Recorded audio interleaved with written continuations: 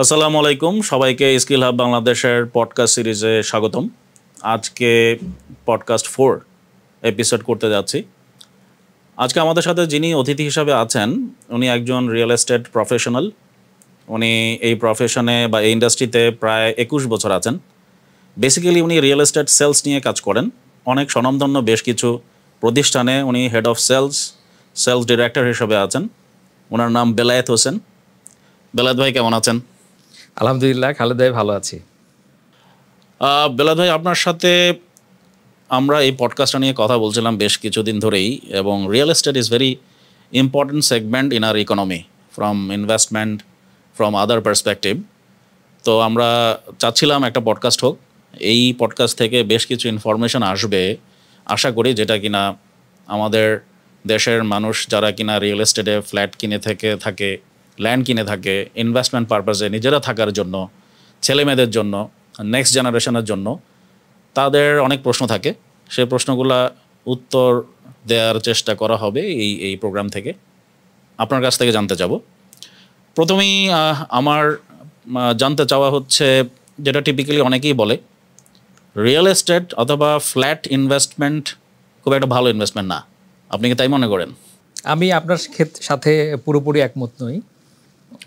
বাংলাদেশে এখন যেভাবে নগরায়ন হচ্ছে, মানুষ যেভাবে বাড়ছে এবং ইকোনমিও আস্তে আস্তে বুম করছে, সেই নগরায়ন কিন্তু খুব র্যাপিডলি হচ্ছে। সেই নগরায়নের ক্ষেত্রে এখন অ্যাপার্টমেন্টের যেখানে ইনফ্রাস্ট্রাকচারগুলো তৈরি হচ্ছে, মেট্রো রেল হচ্ছে, 300 ফিট এক্সপ্রেসওয়ে হচ্ছে, আরও নর্থের দিকে ঢাকা সহ আরও এক্সপ্যান্ড করছে। ঢাকার বাইরে যারা বড় বড় বিজনেসম্যান আছে বা ব্যবসায়ীরা আছে তারাও ঢাকা আসছে, ঢাকামুখী হচ্ছে। এক্ষেত্রে কিন্তু ডিমান্ড অনেক বেড়ে যাচ্ছে। সেক্ষেত্রে ফ্ল্যাট কিন্তু রিটার্ন অন ইনভেস্টমেন্ট অনেক হাই। এটা আসলেই একটি সলিড ইনভেস্টমেন্ট। আপনি দেখেন এই বিগত 2-1 বছরের মধ্যে কিন্তু বাসা ভাড়া কিন্তু অনেক বেড়ে গেছে। যে বাড়িওয়ালা, যে ফ্ল্যাট ওনার, তার কিন্তু ইনকামটাও বেড়ে গেছে। ঠিক আছে? তো আমাদের এখানে আপনি যদি কোনো সলিড কোনো ইনভেস্টমেন্ট চান, সেক্ষেত্রে আপনার অ্যাপার্টমেন্টে ইনভেস্টমেন্টটা আসলেই একটি সলিড একটা। সলিড এটা অনেকেই বলে। What are the reasons? Why did you say it is a solid? অনেকেই বলে যেভাবে আসলে অন্য কোনো ইনভেস্টমেন্ট প্রজেক্টে বা অ্যাসেট ক্লাসে ইনভেস্ট করে যে রিটার্নটা পাওয়া যায়, অ্যাসেটে যেই ধরনের হ্যাসেল প্রপার্টিতে, ফ্ল্যাটে, সব কিছু চিন্তা করে ইনভেস্টমেন্ট পয়েন্ট অফ ভিউ থেকে এটা খুব বেশি লুক্রেটিভ না। আসলে কি তাই? মানে আপনি যদি কয়েকটা কারণ বলতেন তাহলে ভালো হতো আর কি। দেখুন, আপনি যদি এখন দেখে থাকেন যে নতুন যে নগরায়ন হচ্ছে, এখানে বসুন্ধরা এক্সটেন্ড করছে, জলশিরি একটা ফাইন বা একটা স্মার্ট সিটি হচ্ছে, এবং এখন মেট্রো রেল হওয়াতে উত্তরার যে 3rd ফেজে যে বিশাল বড় একটা অংশ, এটা কিন্তু আগ্রহের কেন্দ্র ছিল না। কিন্তু এখন যখন মেট্রো রেলটা হয়ে গেছে, এখন কিন্তু এখানে মানুষজন ঝুঁকে পড়ছে। এখানে এখন একটু রিজনেবল প্রাইসও পাচ্ছে, এবং প্রাইসটা আজ থেকে 1 বছর আগেও, যেখানে এখন কমিউনিকেশনগুলো ছিল না, মাদানী এভিনিউ কানেকশনগুলো ছিল না, তখন কিন্তু এটার দাম ছিল অনেক কম। কিন্তু এই রিসেন্ট 1.5-2 বছরের মধ্যে এটা প্রাইস কিন্তু অলমোস্ট ডাবল হয়ে গেছে। এখন আপনি যদি এখানে যদি আগে থেকে ইনভেস্টমেন্ট করতেন বা এখনও যদি করেন, আপনি ডেফিনেটলি ধরে রাখেন এটা প্রাইস কিন্তু এসকেলেশন হবে। তো আপনার ইনভেস্টমেন্ট করার জন্য আপনি কোন লোকেশনে কিনছেন, কী জিনিস কিনছেন এবং কার থেকে কিনছেন, সেটা লিগ্যাল অ্যাসপেক্টটা সব সঠিক রয়েছে কিনা, দ্যাট ইজ ভেরি ইম্পর্টেন্ট। সেখানে যদি আপনি এই অ্যাসপেক্টগুলো যদি খেয়াল করে যদি ইনভেস্টমেন্ট করেন, এর থেকে ভালো ইনভেস্টমেন্ট আর হয় না। তার মানে আপনি যে পয়েন্টগুলো বললেন সেটা খুবই গুরুত্বপূর্ণ। সবার দর্শকদের জন্য বলতে চাচ্ছি, উনি 3টা পয়েন্ট বলেছেন: লোকেশন, এবং কার কাছ থেকে কেনা হচ্ছে, মানে কোন ডেভেলপার, এবং প্রপার্টিটা আসলে কী ধরনের প্রপার্টি। আপনি ফ্ল্যাট কিনছেন, ফ্ল্যাটের সাইজ, লোকেশন, এভরিথিং। সো এগুলো কিন্তু ম্যাটার করে। যেই জায়গাটাতে আপনি কিনতে যাচ্ছেন সেই জায়গাটা ভবিষ্যৎমুখী পটেনশিয়াল কতটুকু সেটা বোঝা খুব জরুরি। এখন অলরেডি যদি প্রাইস অনেক বেড়ে যায় একটা জায়গার, সেখান থেকে ইনভেস্টমেন্ট রিটার্ন সময় মতো ফেরত আসা বা একটা ভালো রিটার্ন পাওয়াটাও ডিফিকাল্ট। উনি যেটা বলতেছিলেন, উত্তরাতে ইভেন 1 বছর আগেও কিন্তু অতটা প্রাইস ছিল না। তো তখন যারা আসলে ইনভেস্টমেন্ট করার ডিসিশনটা নিয়েছিলেন, তারা কিন্তু এখান থেকে ভালো একটা রিটার্ন ভবিষ্যতে পেতে পারে বা গেইন করার পসিবিলিটি আছে আর কি। ধন্যবাদ জিনিসটা পরিষ্কার করার জন্য। আমার পরের প্রশ্ন, ভাই, সেলস স্টাফ যারা আছে বা সেলসে যারা কাজ করছে রিয়েল এস্টেটে, তাদের কাজটা অনেক কঠিন। অনেকেই মনে করে, তারাও মনে করে, আমরা যারা ক্লায়েন্ট, আমরাও দেখি যে তারা আমাদেরকে কল করে, আমাদেরকে বোঝানোর চেষ্টা করে, আমরা সময় দিতে পারি না। আবার অনেক ইনফরমেশন তারা ঠিকমতো বলতেও পারে না। আবার আমাদের আত্মীয় স্বজনের মধ্যে যারা ফ্ল্যাট কিনেছে, সময় মতো ফ্ল্যাট না পাওয়ার কারণে সেলসে যারা অ্যাপ্রোচ করছে তাদেরকে আসলে নেগলেক্ট করে, ডিসরেসপেক্ট করে। প্রফেশনটা ইজ ভেরি টাফ। সেলসে যারা আছে তাদের এই টাফ প্রফেশন হ্যান্ডেল করার ক্ষেত্রে আপনার আসলে নির্দেশনা কি থাকবে, যেহেতু আপনি একজন seasoned real estate sales professional? Khaled ভাই দেখেন, এই বিষয়টা আমি মনে করি সেলস যে প্রফেশনটা আমাদের আছে, বিশেষ করে রিয়েল এস্টেটে আছে, এটা ভেরি ভেরি রেসপেক্ট একটা প্রফেশন এবং রেসপেক্টেবল জব। এখানে ক্যারিয়ার অপরচুনিটি অনেক অনেক হাই এবং আমরা যাদের সাথে কাজ করি তারা they have the elevated status in the society. আপনি কিন্তু একজন গ্রুপ অফ কোম্পানিজের মালিক, চেয়ারম্যান, ডিরেক্টর, এমডি, জিএম তাদের সাথে বসে কিন্তু কথা বলছেন। তো সেখানে কিন্তু একজন সিজনড যে রিয়েল এস্টেট সেলস প্রফেশনাল, সে যদি তার প্রপার ট্রেনিং নিয়ে, প্রপার অ্যাপ্রোচ নিয়ে তাদেরকে তার প্রোডাক্টটা কনভিন্স করে, তাদেরকে প্রেজেন্ট করে, তাহলে কিন্তু সে প্রোডাক্টটা তখন কিনতে সে অনুপ্রাণিত হয়, তখন সে কিনতে চায়। হোয়ারএজ এইখানে বাংলাদেশে অনেক স্বনামধন্য অনেক কোম্পানি রয়েছে, তারা কিন্তু তাদের কমিটমেন্ট রক্ষা করে, তারা ভালো ম্যাটেরিয়াল দিয়ে তৈরি করে, ভালো জায়গায় প্রজেক্টের লোকেশনটা নেয় এবং কমিটমেন্ট রক্ষা করে কিন্তু বিল্ডিংগুলো তৈরি করে এবং ডেভেলপ করে এবং অ্যাজ ওয়েল অ্যাজ হ্যান্ড ওভারও দেয়। সেই কোম্পানিগুলো কিন্তু যদি সেই কোম্পানিগুলোতে এই সিজন যারা ট্রেনিং প্রাপ্ত যে সেলসম্যান, তারা যদি এখানে কিন্তু জব অপরচুনিটি অনেক বেশি। আমরা শুধুমাত্র নেগেটিভ কিছু কথা শুনি যে এখানে সেলসম্যান সঠিকভাবে কথা বলতে পারছে না, তাকে প্রপার তথ্য দিচ্ছে না, এটা ওভার কমিটমেন্ট করে ফেলছে। এটা কিন্তু সব ক্ষেত্রে সত্য না। যেই কোম্পানিটা ভালো কোম্পানি, বাংলাদেশে এরকম অনেক স্বনামধন্য কোম্পানি অনেক আছে, অনেস্টলি বিজনেস করে, তারা কিন্তু এই সেলসম্যানগুলোকে রিক্রুট করছে। এবং আমার দেখা মতে, আমার সাথে আমার কলিগ, আমার টিমমেট অনেক কাজ করেছে, they have now owned a SUV car, they have own their flat. হ্যাঁ, তারা কিন্তু একটা মানে সুন্দর লাইফ লিড করছে, তারা ভালো লাইফ লিড করছে বিকজ তারা এখান থেকে, এই জবে থেকে সাকসেসফুল হয়েছে এবং তাদের প্রফেশনটা একটা জায়গায় তারা নিজেদের ক্যারিয়ারও তৈরি করতে পেরেছে। সো সেলস প্রফেশনে যেটা আপনি বলতে যাচ্ছেন, একজন প্রফেশনালকে আসলে ট্রেন্ড হতে হবে, নাম্বার ওয়ান। তার এই কাজটা বুঝতে হবে, ট্রেন হতে হবে, সে কীভাবে ক্লায়েন্টকে অ্যাপ্রোচ করবে, ক্লায়েন্টের ইনফরমেশনগুলো, ক্লায়েন্টের নিডটা তো বুঝতে হবে, সেটা কতটুকু ভালো মতো বুঝতে পারছে এবং সেই অনুযায়ী ক্লায়েন্টকে সে আসলে সঠিক প্রোডাক্টটা দিতে পারছে কিনা, এবং ক্লায়েন্টের যত ধরনের ইনফরমেশন দরকার অ্যাসেট নিয়ে বা ওই প্রপার্টির আশেপাশে কী আছে না আছে, অনেকের তো অনেক ধরনের নিড থাকে, সেগুলো ঠিকঠাক মতো আসলে বোঝাতে পারছে কিনা, বলতে পারছে কিনা। এবং এটা একটা কমপ্লিকেটেড প্রোডাক্টও, কারণ অনেক নিয়ম কানুনও আছে, তাই না? ল্যান্ড রিলেটেড লিগ্যাল ডকুমেন্ট সম্পর্কে জানা, রেজিস্ট্রেশন প্রসেস সম্পর্কে জানা এবং ব্যাংকের লোন সম্পর্কে জানা। There are so many things that a person need to know. এটা নলেজ বেসড ইন্ডাস্ট্রি, তার মানে ওই সেলস স্টাফকে আসলে অনেক কিছু জানতে হবে। অবশ্যই একটা সেলসম্যান, তাকে কনস্ট্রাকশন বুঝতে হবে, তাকে আর্কিটেকচারাল ভিউ পয়েন্টগুলো বুঝতে হবে যে এখানে আলো বাতাস সম্পর্ক রয়েছে কিনা, তাকে আরবানাইজেশনটা বুঝতে হবে এবং ইকোনমিক ফ্যাক্টরগুলো বুঝতে হবে। এখন একজন সেলসম্যান যখন একজন প্রফেসরের সাথে কথা বলেন, একজন ইঞ্জিনিয়ারের সাথে কথা বলেন, একজন ডক্টরের সাথে কথা বলেন, তাকে কিন্তু সেই নলেজ বেসড হতে হবে যে ওনার প্রপার কোয়ারিজগুলো আমি অ্যান্সার করতে পারবো কিনা। আমাদের এখানে একটা বিশাল গ্যাপ রয়েছে, আমাদের সেলস ট্রেনিং একদমই খুব কম বাংলাদেশে। এখন যারা সেলসকে রিক্রুট করেন তারা চিন্তা করেন উনি একজন সুপারম্যান, খুব দ্রুত সেল করে টাকা করে নিয়ে আসবেন, কিন্তু ওনারা বেসিকে সেলসম্যানকে ডেভেলপ করার জন্য প্রপার ট্রেনিং এবং তার নার্সিং করেন না। এই কারণে আসলে উনি সুন্দরভাবে তার প্রোডাক্টটাও রিপ্রেজেন্ট করতে পারছেন না, সেলসও এই কারণে হচ্ছে না। কিন্তু যে ভালো সেলসম্যান তাকে কিন্তু আমরা খুঁজে পাই না। যখন আমরা রিক্রুট করি তখন দেখি যে প্রপার ট্রেন্ড সেলসম্যান আমাদের এখানে নাই। কিন্তু যেই সেলসম্যানটা আসলে প্রপারলি ট্রেন্ড, সিজনড এবং সে নলেজ বেসড, তার এক্সপার্টিস রয়েছে, তার কিন্তু ইনকাম জেনারেশন করার ক্যাপাসিটি অনেক হাই, তার কমিশনও অনেক হাই এবং সে কিন্তু তরতর করে তার ক্যারিয়ারে ভালো করছে। কারেক্ট, এটা যে কোনো প্রফেশনের জন্যই প্রযোজ্য। বাট সেলসে এবং রিয়েল এস্টেট সেলসে স্পেশালাইজড এরিয়া, যেমন ফার্মাসিউটিক্যাল সেলস, এটা একটা specialised area. Banking sales specialised area. Real এস্টেটে আপনি যেটা কারেক্টলি বললেন, construction related knowledge, architectural knowledge, এগুলো কিন্তু স্পেশালাইজড নলেজ। তো অনেক কিছু তাকে জানতে হচ্ছে। সো এখানে training is very important. Skilled sales officer হওয়া খুবই জরুরি। যখন আমরা সেলস স্টাফদের কথা বলছি, এরপরেই সেলস স্টাফদের নিয়ে একটা ব্যাড রেপুটেশন আছে। সেলস করে যাওয়ার পরে তারা আর ক্লায়েন্টকে চেনে না।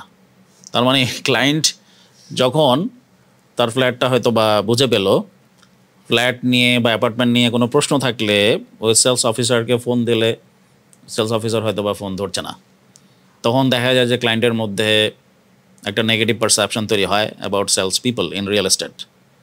এই বিষয়টা সম্পর্কে আপনি যদি একটু ক্ল্যারিফাই করতেন। খালেদ ভাই, আপনি চিন্তা করেন একজন সেলস প্রফেশনালের দায়িত্ব কতটুকু। হ্যাঁ, একজন সেলস প্রফেশনাল কিন্তু তার যে প্রোডাক্ট অ্যান্ড সার্ভিসটা রয়েছে, তার যে অ্যাপার্টমেন্ট, তার যে কমার্শিয়াল স্পেস, যে শপ সে বিক্রি করতে চাচ্ছে, এই প্রোডাক্টটা ওন করার জন্য যাকে উনি বিক্রি করছেন, এটার জার্নিটা কীরকম হবে, এটার ইনফরমেশনগুলো কিন্তু সে দিবে, এতটুকুই কিন্তু তার দায়িত্ব। এরপরে কিন্তু আরও অনেক ডিপার্টমেন্ট রয়েছে, কাস্টমার সার্ভিস রয়েছে, ক্রেডিট রিয়েলাইজেশন ডিপার্টমেন্ট রয়েছে যে টাকাটা কালেক্ট করবে, সার্ভিসেস ইঞ্জিনিয়ারিং ডিপার্টমেন্ট রয়েছে, এবং আফটার সেলস সার্ভিস আরেকটা ডিপার্টমেন্টও রয়েছে। এখন আপনি যদি একজন ক্রেতা আমাদের মনে করে যে আমি ওকে দেখে ফ্ল্যাটটা কিনেছি, আমাকে ওই হ্যান্ডওভার করে বুঝিয়ে দেবে, কিন্তু তার সাথে কিন্তু রিলেটেড অনেকগুলি কাজ আছে। কারণ আপনি যদি মনে করেন যে না সব কিছু তারই দায়িত্ব, ব্যাপারটা এরকম না। আপনাকে কিন্তু এই জার্নিটার সাথে যারা যারা রিলেটেড, প্রজেক্টের যিনি ইঞ্জিনিয়ার তার সাথেও কিন্তু আপনার যোগাযোগ রাখতে হবে, এবং উনি কখন কি ডেভেলপমেন্ট করছে তার কাছেও জেনে নিতে হবে। যিনি আপনাকে সার্ভিসগুলো দিচ্ছেন তার কাছ থেকে কী কী সার্ভিস আপনি পেতে পারেন, সার্ভিসেস ইঞ্জিনিয়ারিং, মডিফিকেশনাল সার্ভিস এবং কাস্টমার সার্ভিস, এবং as well as credit relation, যারা আপনার কালেকশন যারা করে, আপনি কি ব্যাংকের মাধ্যমে পেমেন্টটা দিবেন নাকি ক্যাশে দিবেন না চেকে দিবেন, কবে দিবেন, উনি আপনাকে রিমাইন্ড দিবে, মেল দিবে, আপনাকে স্টেটমেন্টগুলো দিবে। এগুলো কিন্তু ডিফারেন্ট কাজ। তো সেলসের কিন্তু দায়িত্ব অতটুকুই যে আপনাকে আমরা প্রোডাক্টটার জার্নিটাকে ইন্ট্রোডিউস করে দেওয়া, তারপরে কিন্তু তার দায়িত্ব কিন্তু আসলে অনেক কমে যায়। না, বাট দায়িত্বটা সম্পর্কে একটু আমি ফাইন লাইন কোথায় একটু বুঝতে যাচ্ছি। আপনাকে যদি একটু আমি আবার প্রশ্ন করি, সেলস স্টাফ যিনি সেলসে আছেন বা আমি ধরেন আমি ক্লায়েন্ট, আমাকে একজন সেলস স্টাফ ফোন দিল, এবিসি ডেভেলপমেন্ট কোম্পানি বা ডেভেলপার কোম্পানি, উনি বললো যে হ্যাঁ উত্তরা এই জায়গায় একটা ফ্ল্যাট আছে, আপনার রিকোয়ারমেন্ট অনুযায়ী আপনি যেহেতু আগেও আমাদেরকে জানিয়েছেন, সো এই ফ্ল্যাটটা আপনার জন্য সুটেবল হবে। এবং আমি ফ্ল্যাটে গেলাম, ভিজিট করলাম, পছন্দ হলো, আই ডিসাইডেড টু বাই।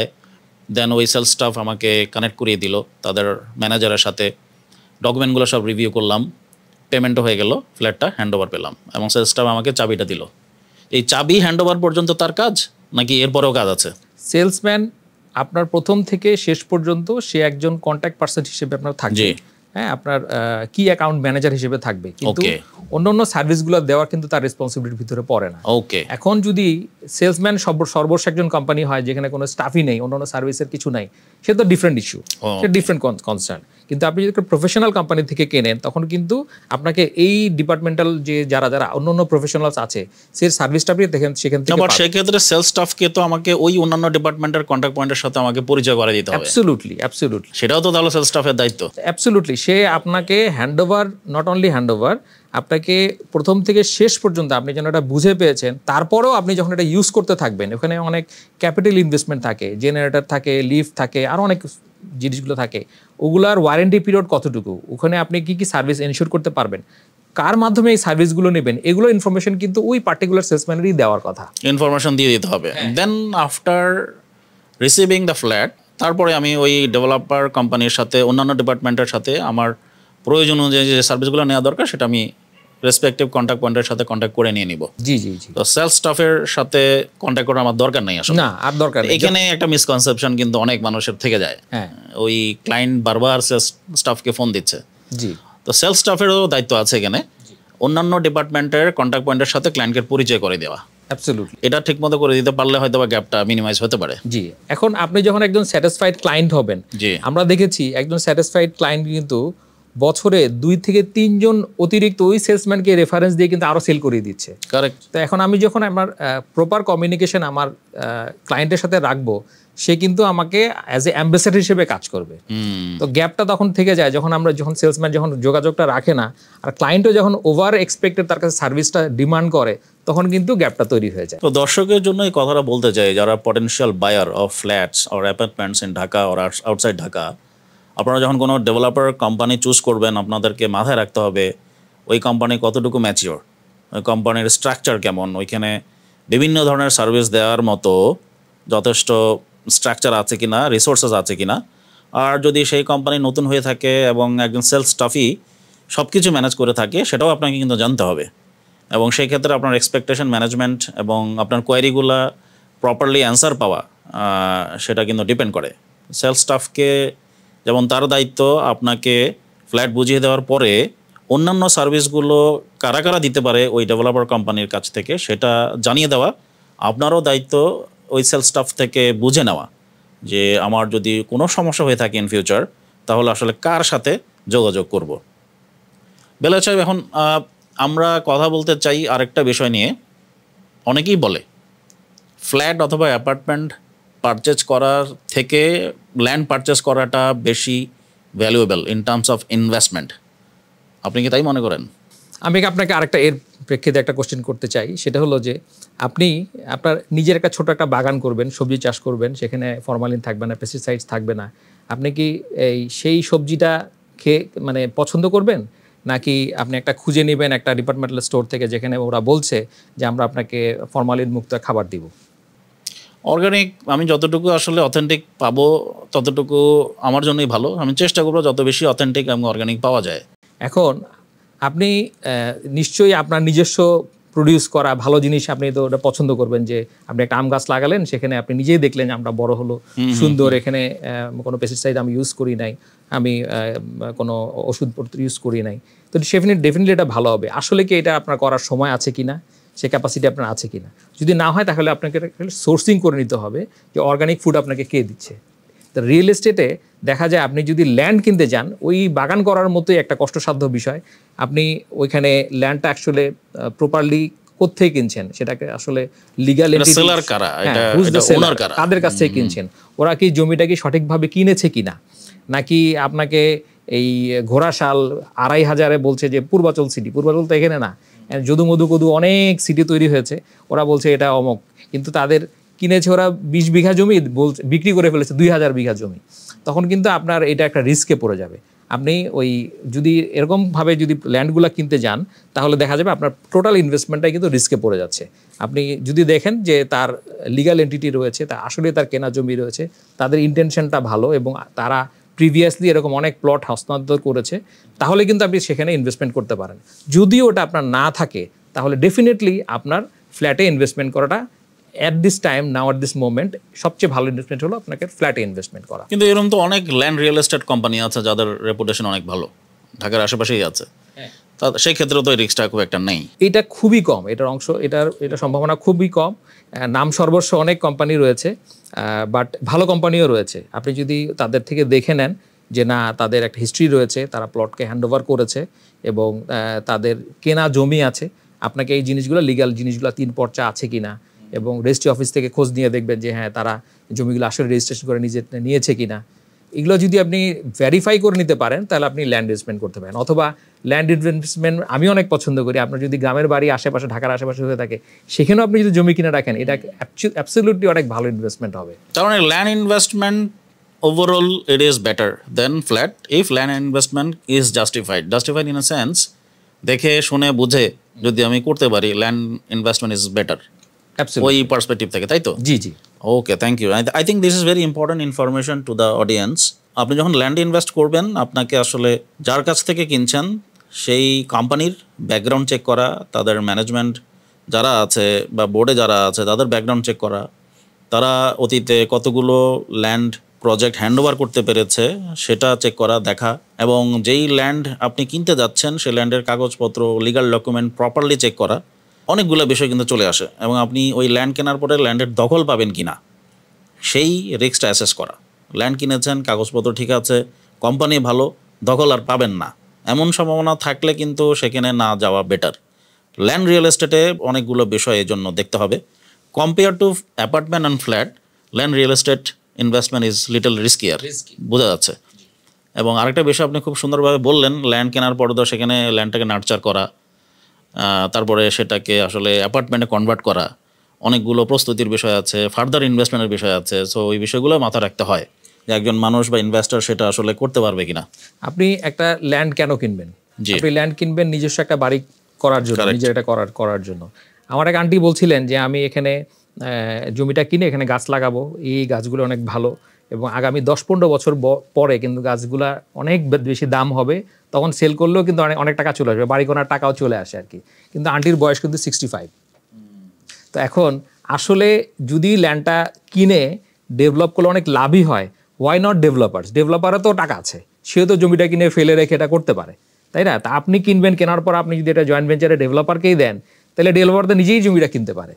তো সেক্ষেত্রে আপনি ল্যান্ডে ইনভেস্টমেন্ট করে এটা কবে বাড়ি করতে পারবেন কিনা, বাড়ি আপনার করার ক্যাপাসিটি আছে কিনা, ল্যান্ডটা সলিড আছে কিনা, সেটা কিন্তু আপনাকে ভেবে দেখতে হবে।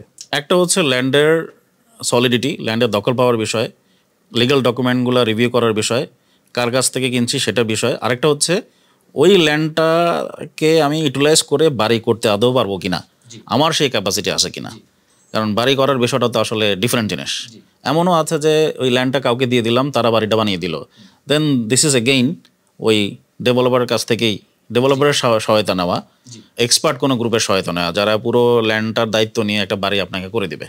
সেই ক্ষেত্রে হয়তো আপনি 3টা ফ্ল্যাট পেলেন, তাকেও 2টা দিতে হবে, which is invariably the same thing. যেটা একটা ল্যান্ড থাকলে ল্যান্ড শেয়ারিং মডেলে গিয়ে ডেভেলপারের সাথে ল্যান্ড ওনাররা হয়তো বা কিছু ফ্ল্যাট পেতে থাকে। দেন এগেইন এই ইনভেস্টমেন্টটা এই সেন্সে ভালো যে আপনার হয়তো ওই হ্যাসেলটা নিতে হয় না। তো সব কিছু ঘুরে ফিরে আসলে প্রপার অ্যাসেসমেন্ট অথবা due diligence is very important.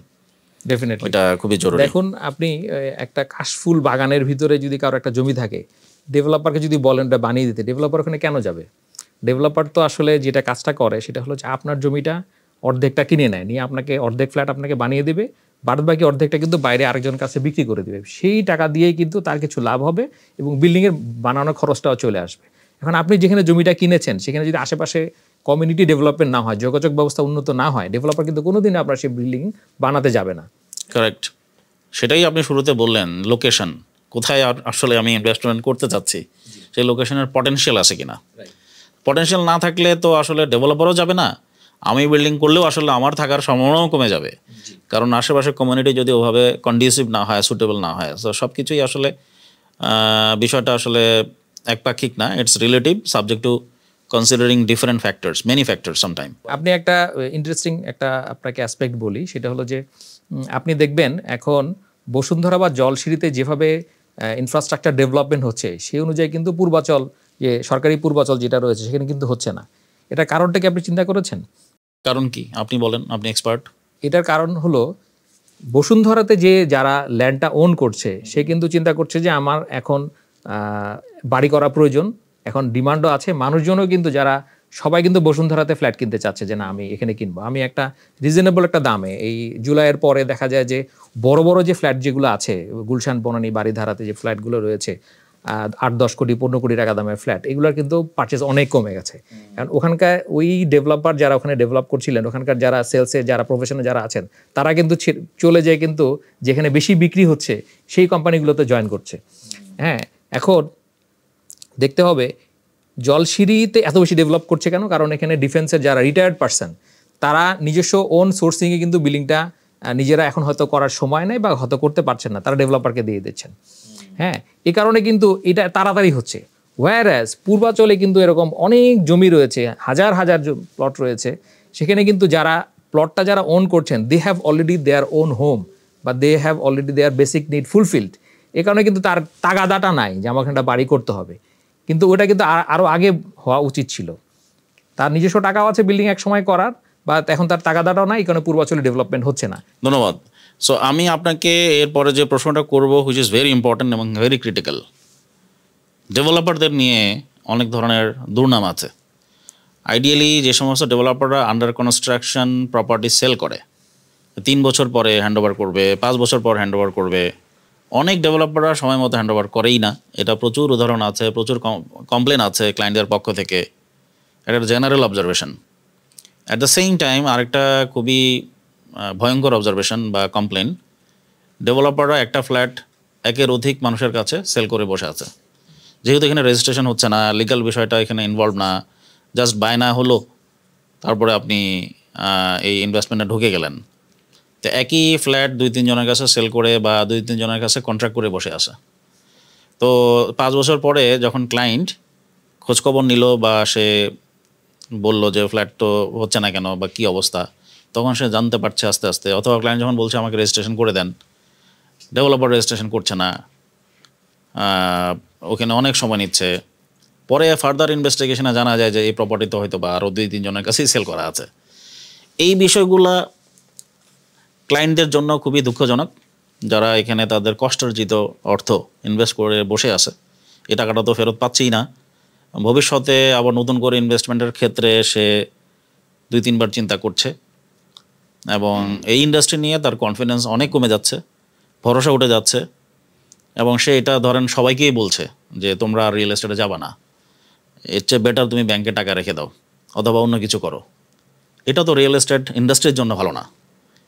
এই বিষয়টা নিয়ে আপনি কি বলবেন? বিকজ আপনি রিয়েল এস্টেটে প্রায় অনেক বছর ধরে আছেন, আপনি অনেক কিছুই জানেন।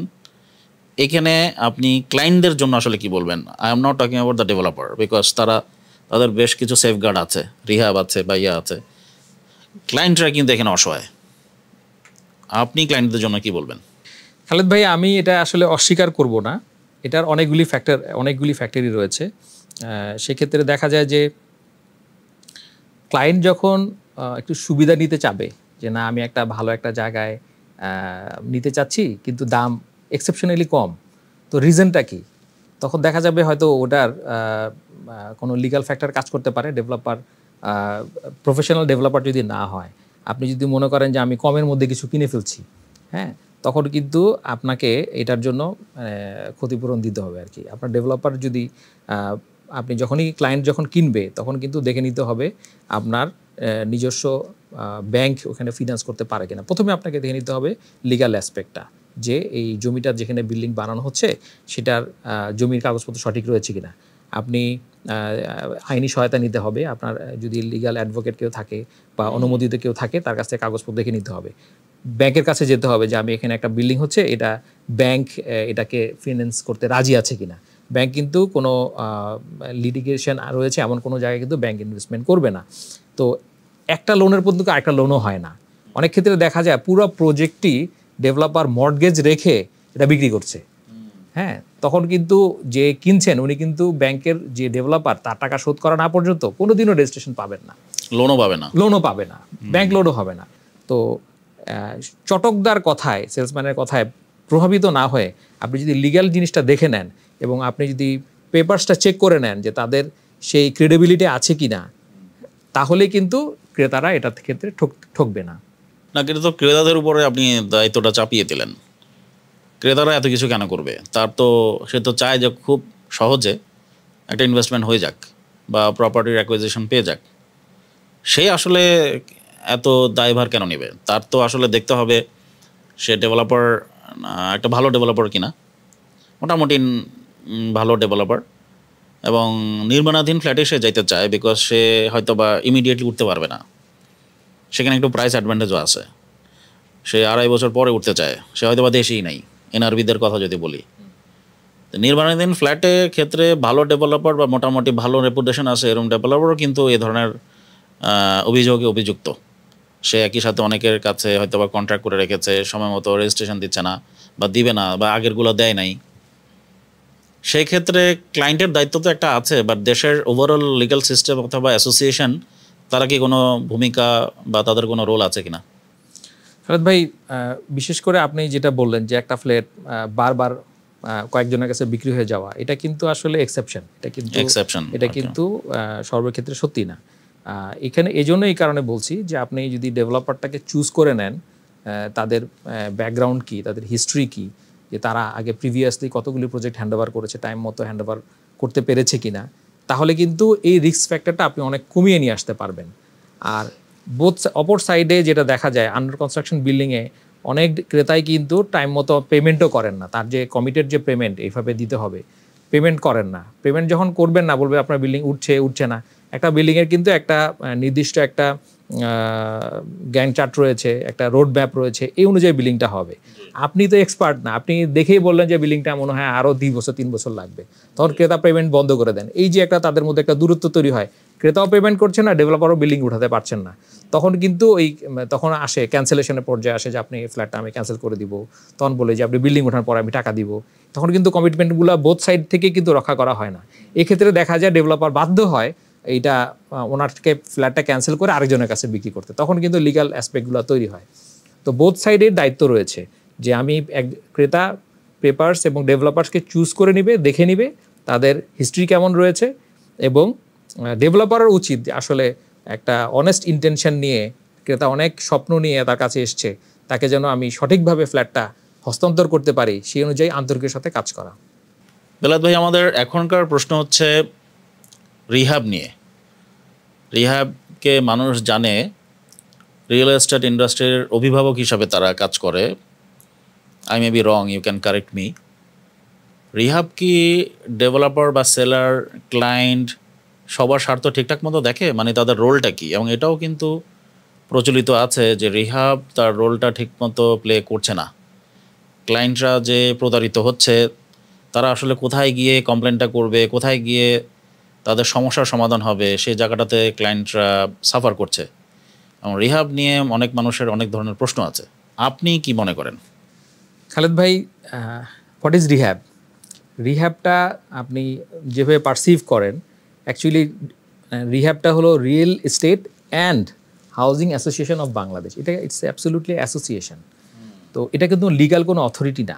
আচ্ছা, রিহ্যাব আমাদেরকে যেটা করে, রিহ্যাব একটা অ্যাসোসিয়েশন, তারা কিন্তু বিভিন্ন গাইডলাইন দেয়, বিভিন্ন তথ্য দেয়। তো এই যে তথ্যগুলো দিচ্ছে, রিহ্যাবের কিন্তু তার থেকে 2-3 গুণ বেশি ডেভেলপার রয়েছে যারা রিহ্যাবের মেম্বারশিপ নেয়নি। আচ্ছা, ঠিক আছে, তো আর যারা রিহ্যাবের মেম্বারশিপ নিয়েছে বা নেয়নি, তারা কিন্তু রিহ্যাবের যে গাইডলাইন বা তারা যেটা করতে বলছে সেটা কিন্তু মেনে নিতে তারা বাধ্য না। ওকে, অ্যাজ ওয়েল অ্যাজ ক্লায়েন্টের অ্যাসপেক্টও, ক্লায়েন্ট মনে করে যে আমার পিছনে রিহ্যাব আছে, রিহ্যাব আমাকে এটা বলবে, রিহ্যাব যেটা বলবে সেটা হয়ে যাবে। আসলে কিন্তু রিহ্যাবও কিন্তু কোনো লিগাল এন্টিটি যেহেতু নয়, সে কিন্তু ক্লায়েন্টকেও কোনো সেফগার্ড হিসেবে কাজ করতে পারে না। রিহ্যাব তাহলে কোনো লিগ্যাল এন্টিটি নয়, এটা ক্লিয়ার হওয়া উচিত। আমরা আমাদের দর্শকদেরকেও বলি, রিহ্যাব হচ্ছে ইজ অ্যান অ্যাসোসিয়েশন, এবং এনাদের অথরিটি বা লিগ্যাল অথরিটি সেভাবে নেই। তাদের কাজেরও একটা লিমিটেশন আছে, সেটা ক্লায়েন্ট হিসাবে আমাদের জানা উচিত। আমরা যেটা বুঝলাম, তাহলে রিহ্যাব যদি তার কাজ করার যে পরিধি যেটা আপনি বললেন, অ্যাসোসিয়েশন হিসাবে তো আসলে তার একটা লিমিটেশন আছে, সে চাইলেই অনেক কিছু করতে পারবে না। তাহলে এই রিয়েল এস্টেটে ক্লায়েন্ট যেহেতু একটা পক্ষ, সেলার বা ডেভেলপার একটা পক্ষ, ব্যাংক একটা পক্ষ, এবং বাংলাদেশ গভর্নমেন্টও একটা পক্ষ, যেহেতু ডেফিনেটলি আমরা যারা এখানে ক্লায়েন্ট সবাই সিটিজেন, এবং তো ক্লায়েন্টরা প্রতারিত হলে তারা যাবে কোথায়? থ্যাঙ্কস টু গভর্নমেন্ট কিন্তু আমাদের একটা রিয়েল এস্টেট অ্যাক্ট করে দিয়েছে। সেখানে কিন্তু সেফগার্ড হিসেবে গভর্নমেন্ট কিন্তু একটা গাইডলাইন দিয়ে দিয়েছে যে একজন ক্রেতার কি কি দায়িত্ব থাকবে, সে কি কি করতে পারবে, এবং একজন ডেভেলপারও কিন্তু কতটুকু পর্যন্ত দায়িত্ব পালন করবে, তার কি কি জুরিসডিকশন, তার কি কি দায়িত্ব রয়েছে, এগুলি কিন্তু গাইড করে দিয়েছে। এবং এর সাথে সাথে যে চুক্তিনামা যেটা হয়, সেই চুক্তির মধ্যে কিন্তু সম্পূর্ণ কিছু কিন্তু একজনের সাথে আন্ডারস্ট্যান্ডিং করেই নিতে হয় আর কি। এবং সেক্ষেত্রে ক্রেতা এবং বিক্রেতা তাদের মাঝখানে কিন্তু কাজ করে bank they have a very large panel of advocates, তারাও কিন্তু তাদেরকে সেই সহায়তা দিয়ে থাকে, আইনি সহায়তাটাও কিন্তু ব্যাংকও দিয়ে থাকে। ব্যাংক কিন্তু কোনো ব্যাড ইনভেস্টমেন্টের মধ্যে কখনো যাবে না। তো ব্যাংকও কিন্তু এখন আগের যে সিচুয়েশান যেটা ছিল, এখন অনেক উন্নত। ব্যাংক কিন্তু প্রত্যেকটা ভালো ভালো ব্যাংকই কিন্তু হোম লোনের ক্ষেত্রে কিন্তু অগ্রণী ভূমিকা পালন করছে, এবং তারা কিন্তু কন্টিনিউয়াসলি প্রপার্টিগুলা, লিগাল পেপারসগুলো ভেরিফাই করে দিচ্ছে। সেক্ষেত্রে সেফগার্ড কিন্তু আসলে অলরেডি আছে, আইনের সহায়তাও আছে, তারপরে ব্যাংকের সহায়তাও আছে, অ্যাজ ওয়েল অ্যাজ আপনি কিন্তু লিগাল যে বিষয়গুলা, প্রপার্টির যে বিষয়গুলা, এবং বায়ার যে ডেভেলপারকে চয়েস করে নিচ্ছে তার ব্যাকগ্রাউন্ডগুলো দেখে, এই কারণে কিন্তু ক্লায়েন্ট কিন্তু এখন অনেক সেফ হয়ে গেছে এখন। না, ধরেন একজন ক্লায়েন্ট প্রতারিত হলো, সে প্রায় ধরেন 50 লাখ টাকা দিয়ে বসে আছে, ফ্ল্যাটটা হ্যান্ড ওভার হচ্ছে না, তা হ্যান্ড ওভারই হচ্ছে না, এরপর রেজিস্ট্রেশন তো অনেক পরে। এই যে 50 লাখ টাকা সে দিয়ে ফেললো বা গত 5 বছর ধরে, সে এখন কোথায় যাবে? সে কেস করবে, মানে একটা লিগ্যাল অ্যাকশানে যাবে, এবং সেই ক্ষেত্রে কন্ট্রাক্টটা কাজ করতে পারে, তাই না? মানে কন্ট্রাক্ট ভায়োলেশনের একটা, বা কন্ট্রাক্ট ব্রিচ বা দলিল বা কন্ট্রাক্ট ব্রিচের একটা কেস সে করতেই পারে। So this is the only option. হ্যাঁ, এখানে তো মানে উভয় পক্ষরই একটা ডিড অফ এগ্রিমেন্ট হয়েছে, কার কি দায়িত্ব সেটা কিন্তু ডিফাইন করা। এখন ডেভেলপার যদি তার দায়িত্ব সঠিকভাবে পালন না করে, তার যদি টাইম মতো সে প্রপার্টিটা হ্যান্ডওভার না করে, সেখানে কিন্তু একটা কম্পেনসেশন ক্লজও আছে, যে আপনি যদি টাইম মতো হ্যান্ডওভারটা না দেন, তাহলে কিন্তু তাকে রেন্টাল একটা কম্পেনসেশন দিতে হবে, ঠিক আছে। আবার ক্লায়েন্টের পক্ষ থেকেও ক্লায়েন্ট যে টাইম মতো টাকাগুলো দেবে, ইনস্টলমেন্টগুলো চালু রাখবে, তারও কিন্তু একটা দায়বদ্ধতা রয়েছে। সেও কিন্তু ডেভেলপারকে উপর চড়ে বসতে পারবে না, আমাকে এই জিনিসগুলো দিতে হবে, এখনই দখল দিতে হবে, আমি এই কাজগুলি করবো কি করবো না, এটা কিন্তু একটা গাইডলাইন দেওয়া আছে। অ্যাজ ওয়েল অ্যাজ ডেভেলপার কিন্তু একদম ফাইন একটা গাইডলাইন দেওয়া আছে। কেউ যদি ব্রিচ অফ কন্ট্যাক্ট করে তাহলে বাংলাদেশের আইন is there, law is there, সে কিন্তু তখন এই ব্রিচ অফ কন্ট্যাক্টের কেস করতে পারে। ধন্যবাদ এই ক্ল্যারিফিকেশনের জন্য। আমি আশা করি দর্শকদের জন্য এই ক্ল্যারিফিকেশনটা হেল্পফুল হবে। আমরা আর দুটো প্রশ্ন করব শেষের দিকে। সেকেন্ড লাস্ট প্রশ্নটা হচ্ছে এনআরবিদের নিয়ে। আপনি জানেন আমাদের প্রায় অনেক ভাই বোনেরা আছেন বিদেশে কাজ করেন এবং তাদের রেমিটেন্সের বেসিসে আমাদের ইকোনমি কিন্তু চলে অনেকটাই। আমরা প্রায় 24 বিলিয়ন এখন কাছাকাছি, গত 1 বছরে ভালোই রেমিটেন্স এসছে, রেমিটেন্স সাপোর্ট পাই তাদের কাছ থেকে, এবং এটা আমাদের ইকোনমির জন্য, ইকোনমির চালু রাখার জন্য অনেকটাই হেল্পফুল। এবং এনআরবিদের একটা ক্ষোভ আছে, তারা যখন ইনভেস্ট করতে যায় রিয়েল এস্টেটে তারা নানাভাবে প্রতারিত হয়। সময় মতো ফ্ল্যাট না বুঝে পাওয়া বা জমি না পাওয়া, জমির দখল না পাওয়া, ফ্ল্যাট রেজিস্ট্রেশন দেওয়ার ক্ষেত্রে ডেভেলপারদের নানা ধরনের অজুহাত, এবং সেই ক্ষেত্রে তারা প্রতারিত হয়ে তারা রিয়েল এস্টেট ইন্ডাস্ট্রি সম্পর্কে একটা খারাপ ধারণা বা পারসেপশন নিয়ে বের হয়ে যাচ্ছে। সেটা ওভারঅল এনআরবি কমিউনিটির জন্য খারাপ, রিয়েল এস্টেট ইন্ডাস্ট্রির জন্য খারাপ। রিয়েল এস্টেট ইন্ডাস্ট্রি যেহেতু ইকোনমির জন্য একটা ইম্পর্ট্যান্ট ভার্টিক্যাল বা সেগমেন্ট, তো ইকোনমির জন্যও খারাপ। এই জায়গাটাতে এনআরবিদের ইন্টারেস্ট প্রোটেক্ট করার জন্য বা তাদের জন্য কি করা যেতে পারে আলাদাভাবে, যেহেতু এনআরবিরা মোস্টলি আপনার এই ফ্ল্যাট, রিয়েল এস্টেট, অ্যাপার্টমেন্টে তাদের ইনভেস্টমেন্টে তারা খুব আগ্রহী থাকে নর্মালি, এই ক্ষেত্রে আপনার সাজেশন কি? খালেদ ভাই, আপনি জেনে থাকবেন যে বাংলাদেশে রিয়েল এস্টেটের যে ফ্ল্যাট, প্রপার্টি, ল্যান্ড সেলের যে মৌসুম, সেই মৌসুম কিন্তু এখন শুরু হতে যাচ্ছে নভেম্বর টু ফেব্রুয়ারি, মানে শীতের সময়টা আর কি। এই সময়টাতে দেখা যায় এনআরবিরা বাংলাদেশে আসেন, একটু শীত শীত ঠান্ডা ভাব থাকে, এবং এই সময় কিন্তু বুমিং হয় সেলসগুলো। হ্যাঁ, this is the high time, এখন কিন্তু সবচেয়ে বেশি বিক্রি হবে। এনআরবিরা একটা বড় ফ্যাক্টর, এবং এনআরবিদের জন্য প্রত্যেকটা ডেভেলপারই কিন্তু একটা বড় পরিকল্পনা নিয়ে রাখে, বছরব্যাপী একটা চিন্তা করে যে এই সময়টাতে আমরা এনআরবিদের জন্য কিছু করব। এবং এই কারণে কিন্তু অনেক ডেভেলপার কিন্তু দেশের বাইরেও চলে যায়, মালয়েশিয়া, দুবাই, হ্যাঁ, ইউকে, ইউএসএতেও কিন্তু প্রপার্টি ফেয়ার হয়, তো তখন তাদের কাছে চলে যাচ্ছে। তো এনআরবিদের জন্য আসলে মানে তারা যেহেতু রেমিটেন্স পাঠায়, এটা কিন্তু একটা বড় ফ্যাক্টর ইকোনমিতে বুম করছে আমাদের।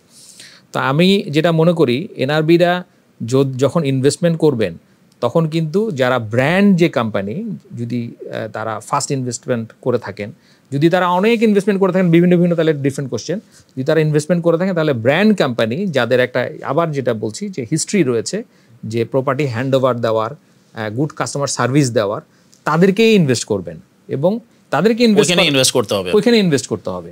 চটকদার কথা শুনে উনি দুবাইতে একটা ফেয়ার নিয়ে চলে গেল, অনেক এরকম চটকদার কোম্পানি রয়েছে, যদু মধু কোম্পানি, তারা কিন্তু ওখানে যে কিন্তু অনেক গিফট আইটেম নিয়ে এনআরবি ভাইদেরকে আসলে মিথ্যা কথা বলে কিন্তু প্লটের বুকিং নিয়ে নিচ্ছে, ফ্ল্যাটের বুকিং নিয়ে নিচ্ছে, যে ফ্ল্যাটটা আদৌ আগামী 10 বছরে হ্যান্ডওভার হবে না। সেই প্রপার্টির জন্য তারা ব্যাংকের থেকে 2000-3000 কোটি টাকা লোনও নিয়ে রেখেছে। তা আসলে এনআরবিরা প্রতারিত হচ্ছেন, এটা কিন্তু একদম একটা বাস্তব একটা কথা। কিন্তু আমার যেটা অনুরোধ থাকবে, এনআরবিরা যারা প্রপার্টি কিনবেন তারা তাদেরকে একটা ব্র্যান্ড কোম্পানি থেকে অবশ্যই দেখে করবেন, এবং তার একজন কন্টাক্ট পারসন যে দেশে থাকবে সেও ফিজিক্যালি প্রপার্টিটা দেখে শুনে বুঝে ইনভেস্টমেন্ট করবে। সো আমরা আরেকটু জাস্ট কানেক্ট করি, আমরা যেহেতু স্কিল ডেভেলপমেন্ট নিয়ে কাজ করি, আমরা শুরুতেই বলছিলাম রিয়েল এস্টেটে যারা কাজ করে এটা একটা নলেজ বেসড ইন্ডাস্ট্রি।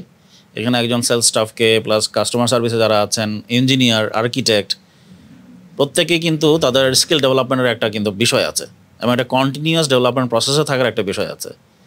এই ইন্ডাস্ট্রিতে যারা কাজ করছে তাদের স্কিল ডেভেলপমেন্টের জায়গাটা কতটুকু সমৃদ্ধ আমাদের দেশে, এবং স্কিল ডেভেলপমেন্টের জায়গাটায় ভবিষ্যতে আপনার সাজেশন কী থাকবে, তারা আসলে কীভাবে কন্টিনিউয়াসলি তাদের স্কিল ডেভেলপ করতে পারে, এই জায়গাটাতে আপনার মতামত কি?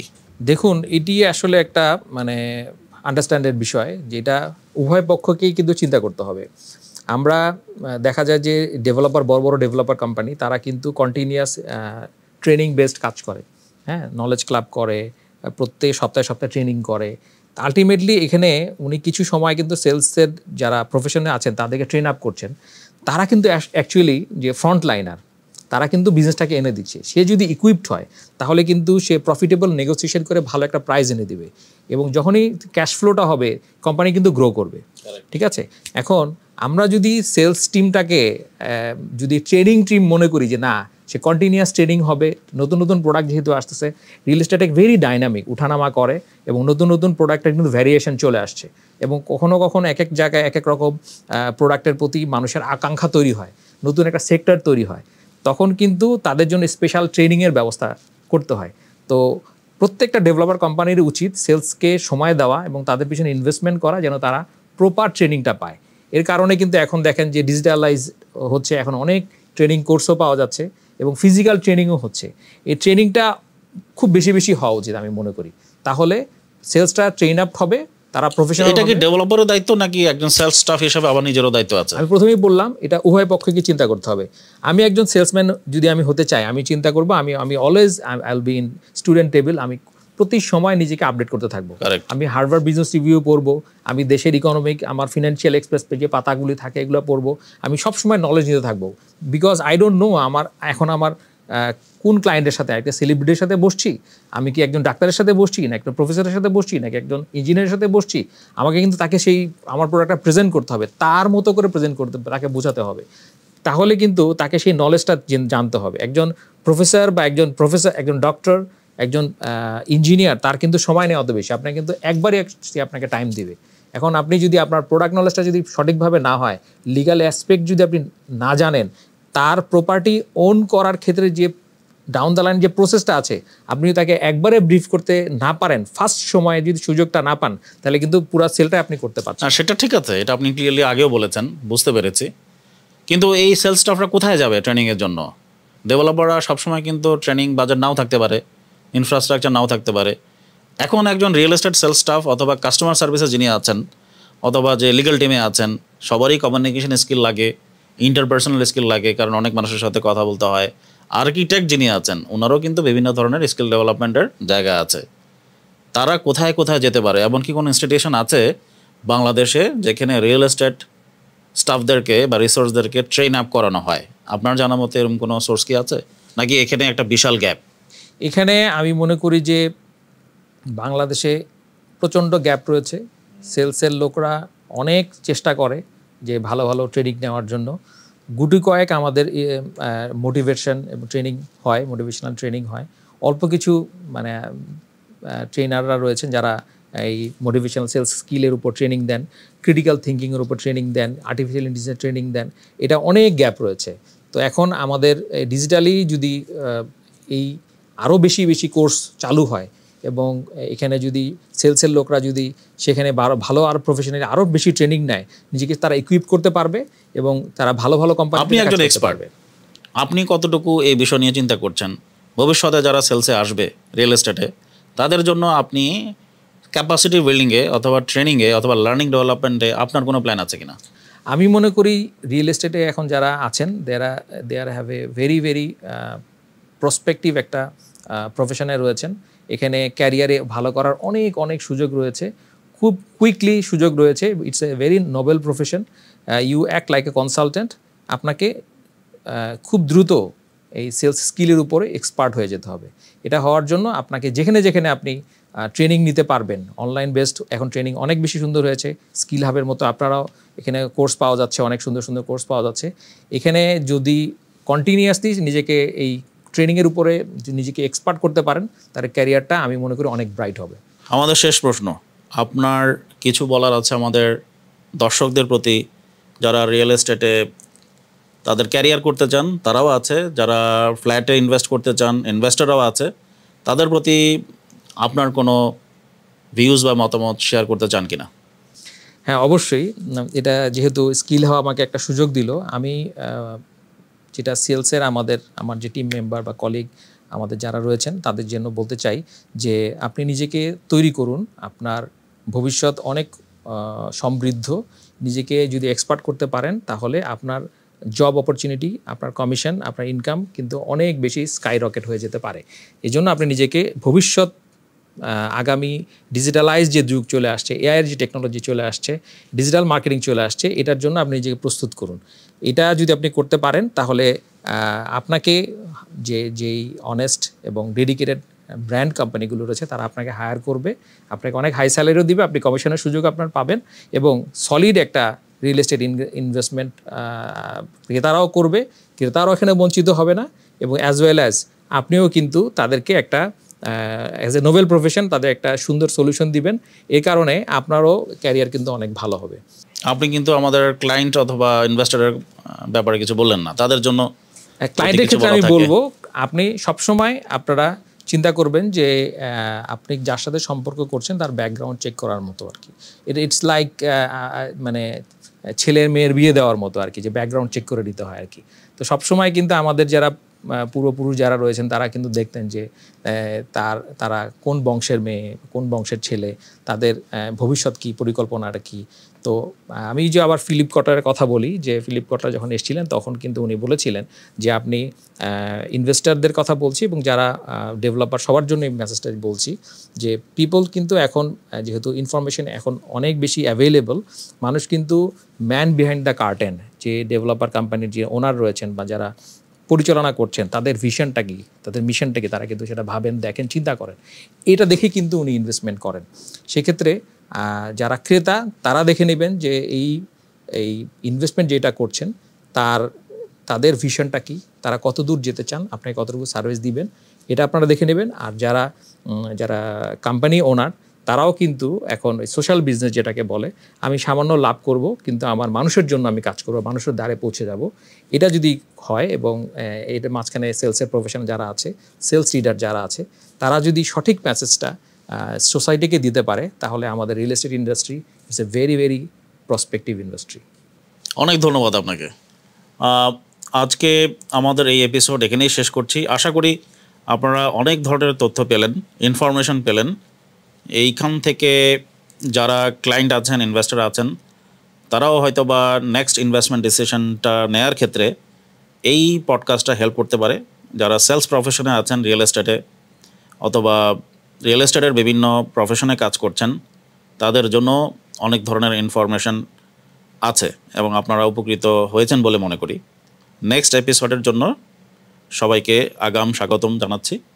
আজকে এই পর্যন্ত। আসসালামু আলাইকুম।